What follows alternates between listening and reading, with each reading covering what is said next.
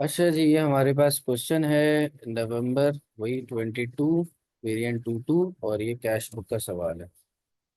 ठीक है जी। Cash book test हो रही है, पढ़ते हैं इसको क्या कह रहा है और आगे हम सॉल्व करने की कोशिश करेंगे इसको। कहता है कि जनाब आपके पास M G has been in business for a number of years as a furniture manufacturer. ठीक है भाई, फर्नीचर मैन्युफैक्चरर है। On 31st August 2022 the bank column of his cash book showed the business had 25,600 in the bank account. The bank statement on this date showed a credit balance of 24,815। यार आपने बात पढ़ी हुई है कि हम cash book बनाते हैं, तो कैश बुक में आपको याद है हमने पढ़ा 3 कॉलम कैश बुक। एक कॉलम आता है डिस्काउंट अलाउड का, एक आता है कैश का, एक आता है बैंक का। ये अलग अलग कॉलम होते हैं सारे आपके पास। इसी तरह यहाँ पर आता है डिस्काउंट अलाउड, कैश और बैंक। ठीक है, ये कॉलम आते हैं। तो अब इसने ये जो कैश बुक है ना आपकी, इसमें से सिर्फ बैंक उठा लिया। सिर्फ बैंक उठाया तो अब ये ऐसे बन जाएगी कि कैश बुक का सिर्फ बैंक कॉलम उठाया भाई, सारी बैंक कॉलम है। तो बैंक का डेबिट और बैंक का क्रेडिट। तो हमारा जो बैंक का डेबिट है कैश बुक के अंदर वो हमें दिखा रहा है 25,600, और बैंक हमें कम दिखा रहा है 24,815। और देखो बैंक अगर क्रेडिट बैलेंस है इसका मतलब है कि वो हमारा डेबिट बैलेंस है बैंक की, क्योंकि अकाउंटिंग हमारी ऑपोजिट होती है। तो बैंक का क्रेडिट मतलब अच्छी बात है कि हमारा ये डेबिट बैलेंस आ रहा है, कोई टेंशन वाली बात नहीं है। आगे चलते हैं। कह रहे the following transactions were included only in the cash book. ये सिर्फ सिर्फ और सिर्फ हमने कैश बुक में डाली हुई है, यानी कि इनको हमने बैंक स्टेटमेंट में नहीं शामिल किया होगा। कह रहे cheques paid to J W, ये शामिल नहीं है। Cheque received from T H, ये शामिल नहीं है। आगे देखते हैं। In addition an error had been identified, हमने एरर्स निकाले।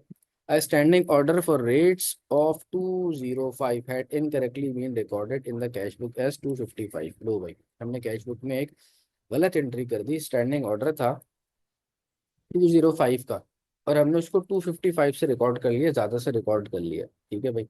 ये स्टैंडिंग ऑर्डर क्या होता है? ये आपके खर्चे होते हैं। हमने बैंक को बोल दिया होता है यार ये फिक्स अमाउंट है।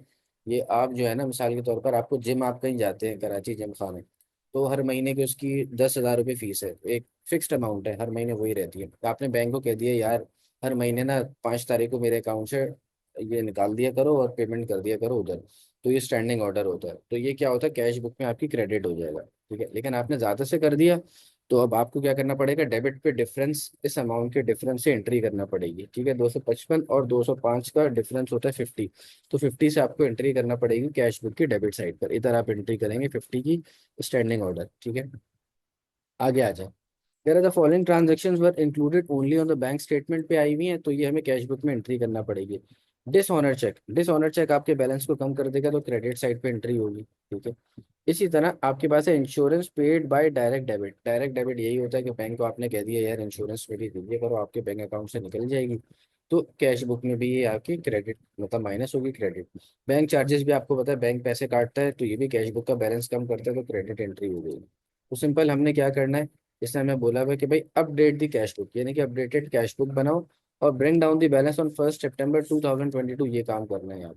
ठीक है भाई। तो सबसे पहले आप कैश बुक का बैलेंस देखेंगे सवाल में कितना गिवन है। तो सवाल में आपको गिवन है कैश बुक का बैलेंस 25,600, ये आपका ओपनिंग बैलेंस हो जाएगा। ठीक है, 25,600। तो मैं यहाँ पर लिखूंगा इसको, डेट क्या है 2022। डेट्स बहुत इंपॉर्टेंट होती हैं यार। अगस्त 31 है सॉरी, क्योंकि आखिर में हम ये काम करते हैं, सारा सारा काम आखिर में होता है। काम हटा दो यार, August 31। तो ये आपका बैलेंस भी नहीं आएगा भाई, बैलेंस पूरा लिखना होता है एग्जाम में। 25,600 हम यहाँ पर लिख लें। ठीक है भाई। दूसरा काम हमने ये किया था कि हमने रेट ज़्यादा से चार्ज कर लिए थे। जब एक्सपेंस ज़्यादा से चार्ज आपने बुक कर लिया अपने पास, यानी कि ज़्यादा से क्रेडिट कर दिया अपनी कैश बुक को, तो आप बढ़ाएंगे। तो अब डेबिट एंट्री करेंगे स्टैंडिंग ऑर्डर की। ठीक है, ये स्टैंडिंग ऑर्डर। अब डेट दोबारा लिखने की ज़रूरत नहीं है, सारा काम आप उसी डेट पे कर रहे हैं। तो स्टैंडिंग ऑर्डर आपका यहाँ आ जाएगा 50 से। ठीक है, एग्जाम में हम सारी चीज़ें लिख रहे होते हैं, मतलब पूरा लिख रहे होते हैं स्टैंडिंग ऑर्डर। अच्छा जी।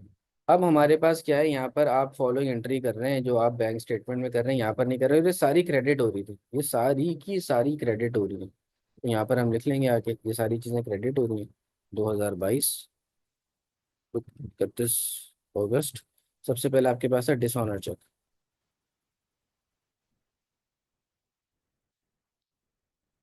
इस ऑनर चेक।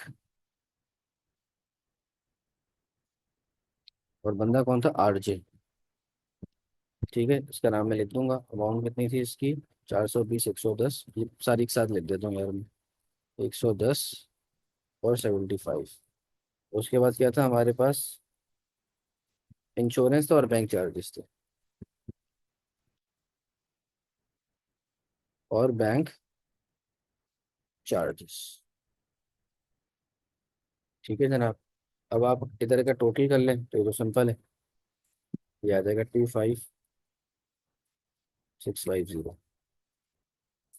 इस साइड को माइनस में कर देता हूँ। 25650 माइनस 420 माइनस 110 माइनस 75। ये दे रहा है मेरे पास 25045। 25045, ये मेरे पास बैलेंस सीडी आ गया। ठीक है, ये बैलेंस हो गया। अब balance BD will be on the opposite side, तो यहाँ पर हम आएंगे। September 1, ये आपका बैलेंस बीडी हो गया, विच इज 25045। ठीक है भाई, ये सवाल हमारा हो गया 5 नंबर। आगे आपको कह रहा है भाई prepare a bank reconciliation statement. यार ये हमने कई दफा सवाल किए हुए हैं। इसको आप स्टार्ट कर सकते हो balance as per cash book से भी और balance as per bank statement से भी।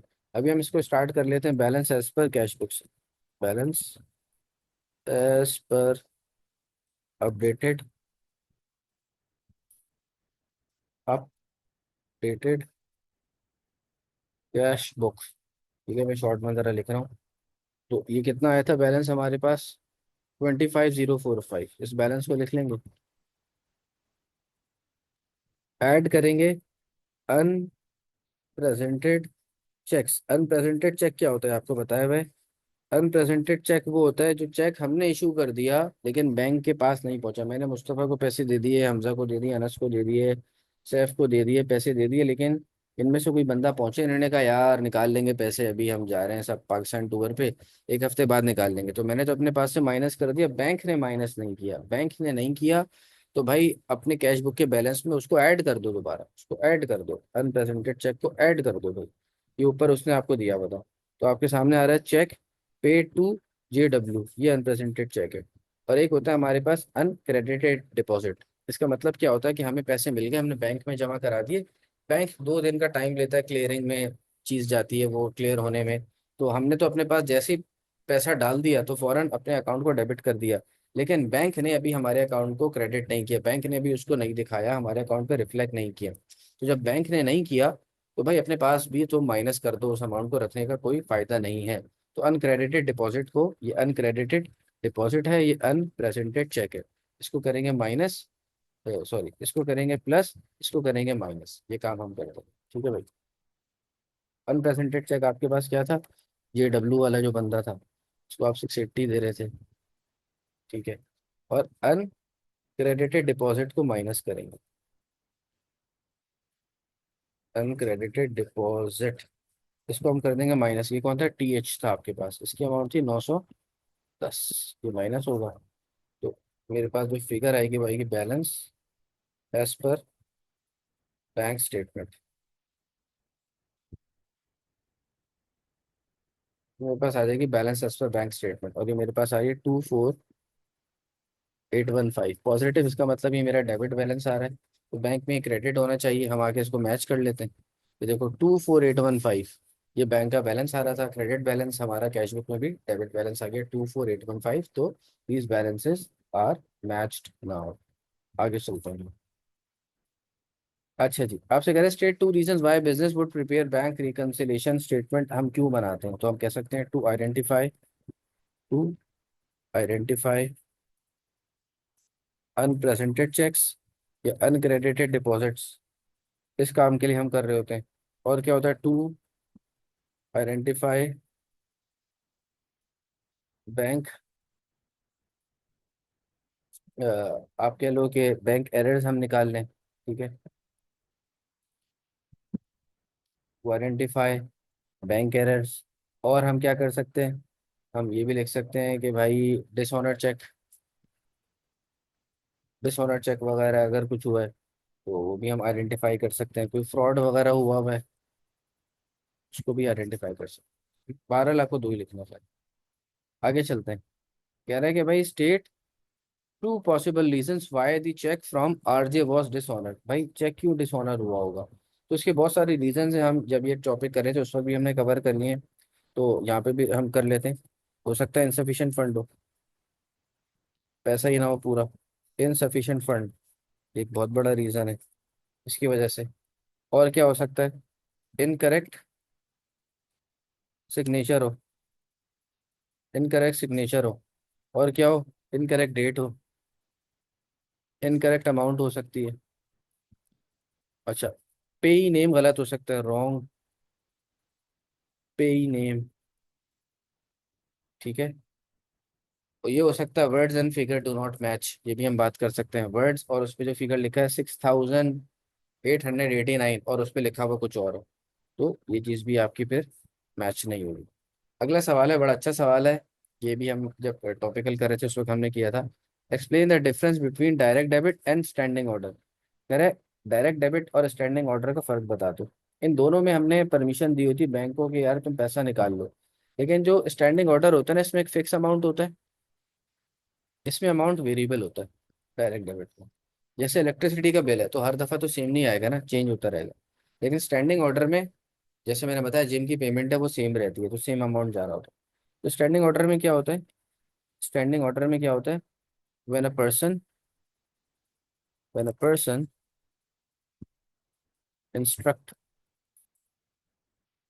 When a person instructs bank to पे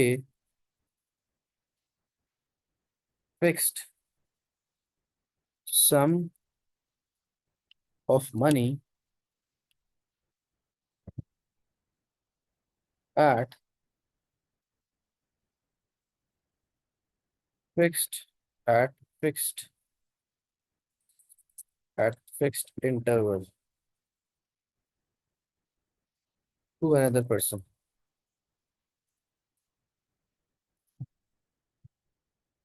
ये चीज होती है। अच्छा, डायरेक्ट डेबिट में आपके पास क्या होता है भाई? डायरेक्ट डेबिट में क्या होता है आपके पास, इसको हम लिख लेंगे कि when a person gives permission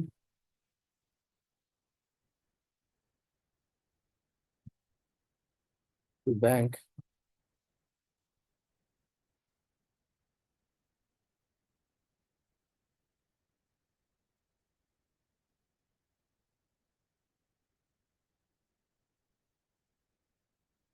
तो क्या लिखे ना, when a person gives permission to bank to deduct an amount, to deduct a fixed amount, deduct a fixed amount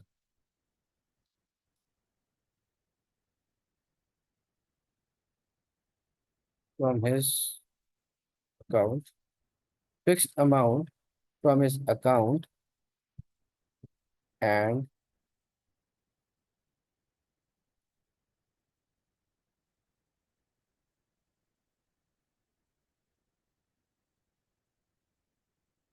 make payment. ठीक है, deduct a fixed amount from his account and make payment. ठीक है, तो एक fixed amount होता है आपके पास, तो ये आप बैंक को कहते हैं कि भाई ठीक है ये आप हमारे अकाउंट से निकाल लें। ठीक है, तो फिक्स अमाउंट होती है, यहाँ पे वेरिएबल होता है। फिक्स्ड अमाउंट और फिक्स डेट भी होती है आपके पास। भारत, आगे चलते हैं। कह रहे a potential new customer has asked MG for a 5% discount on any order placed. Customer है 5% डिस्काउंट मांग रहा है। Advice MG on whether to accept और decline these terms, justify your answer. अगर हम इसकी बात को एक्सेप्ट कर लेते हैं, अगर हम इसकी बात को एक्सेप्ट कर लेते हैं भाई, तो क्या होगा भाई? हो सकता है हमसे ज़्यादा परचेज कर ले तो हमारी सेल्स बढ़ जाएगी। फायदा क्या होगा? Sales will increase, revenue will increase. ठीक है, फ्यूचर में वो बार बार आपके पास आएगा, ऑर्डर लेता रहेगा। ठीक है, अच्छा जी। और क्या हो सकता है हमारे पास? हम ये कह सकते हैं कि हमारा जो एक्सपेंस है वो बढ़ जाएगा, क्योंकि डिस्काउंट अलाउड आप दे रहे होगे ना, एक्सपेंस बढ़ जाएगा। एक्सपेंस बढ़ जाएगा, जिससे आपका प्रॉफिट कम हो सकता है। ठीक है। अगर हम डिक्लाइन कर देंगे इसको, तो क्या होगा आपके पास डिक्लाइन से? ठीक है।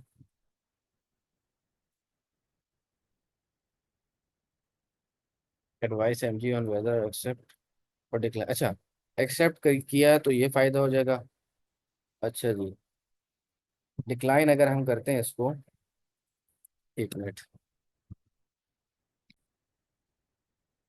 बहरहाल अगर हम ये जो है डिक्लाइन की बात करते हैं कि भाई डिक्लाइन करते हो तो उससे फ़ायदा क्या होगा, कि अगर हम इसको ये ऑफ़र दे देंगे ना, तो उससे ये होगा कि ये जो हमारा बाकी जो कस्टमर्स हैं, बाकी जो लोग हैं, तो वो लोग भी कहेंगे कि यार हमें भी डिस्काउंट दिया, और वो नाराज़ हो सकते हैं। तो एग्जिस्टिंग कस्टमर्स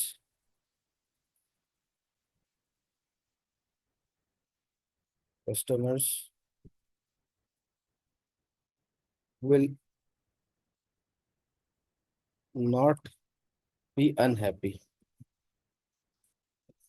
एग्जिस्टिंग कस्टमर्स नाराज नहीं होंगे, क्योंकि अगर हम इसको दे देते, हम इसकी ऑर्डर को एक्सेप्ट कर लेते, तो एग्जिस्टिंग कस्टमर नाराज होते कि यार ये क्या, हम तो तुमसे ले रहे हैं, तुम हमें दे नहीं रहे और उसको तुमने दे दिया।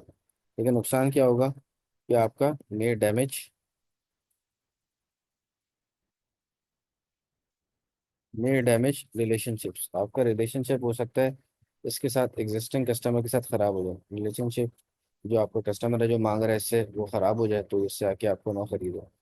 ठीक है जी। अब आपको एडवाइस करनी है कि भाई एक्सेप्ट करें या ना करें। ठीक है। तो हम कह लेते हैं कि भाई एक्सेप्ट कर लो। अगर हम कह देते हैं कि भाई एक्सेप्ट कर लो इसकी डिमांड को, क्यों एक्सेप्ट कर लो, क्योंकि भाई हो सकता है कि ये आएगा, तो और फर्दर हमारे पास चीज़ें हो सकता है हमसे ख़रीदना शुरू कर दो। ठीक है। तो अगर हम इसको नहीं देंगे, तो हो सकता है कि ये ऑर्डर भी लूज हो जाए, और आगे भी ये चीज़ें जो पोटेंशियली इसको हमसे ख़रीदना हो, तो ये ना खरीदे हमसे, जिससे हमारा ग्रॉस मार्जिन वगैरह भी सारी चीज़ें फर्क पड़ जाए हमें। तो हम कहेंगे भाई एक्सेप्ट कर लो ऑर्डर का। तो एक्सेप्ट कर लो, क्योंकि हो सकता है कि इन फ्यूचर ही में by other products, other products भी खरीदे, जिससे हमारा जो है प्रॉफिटेबिलिटी, जहाँ पे हम ग्रॉस मार्जिन अच्छा कर लें, जहाँ पे हम अपना ग्रॉस मार्जिन को, वहाँ पे ज़्यादा प्राइस चार्ज करके ग्रॉस मार्जिन को इम्प्रूव कर लें। ठीक है। तो ये बात हमारे पास होगा। क्लियर है ये वाला क्वेश्चन? क्लियर है?